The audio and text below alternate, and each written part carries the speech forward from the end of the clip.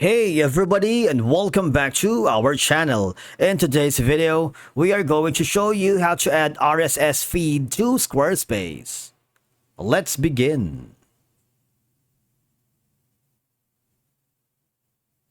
Now, the first thing that you need to do is to log in using your credentials.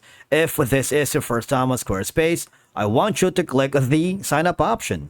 And from here, just follow the on-screen instructions and you're good to go. Adding an RSS feed to your Squarespace is a straightforward process that allows you to share updates and content automatically with your audience. Once you're logged into your account, I want you to click on the upper right corner where you can see your profile icon and click the account dashboard. Now here, you might want to click on the website that you're currently working with so you can add the RSS feed. Now, there are two ways for you to add an RSS feed. Number one is you might want to click on the pages right here.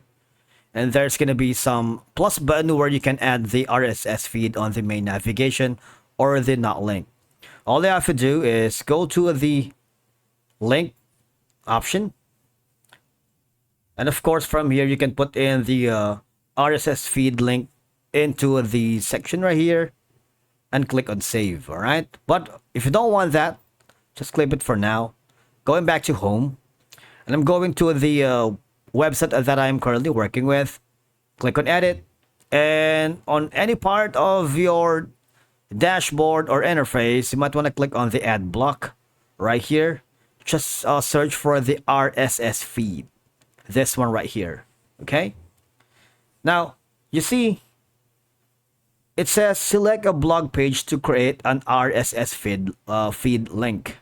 If you click that, you need to create a link to your blog page's RSS feed to encourage visitors to subscribe using their RSS reader.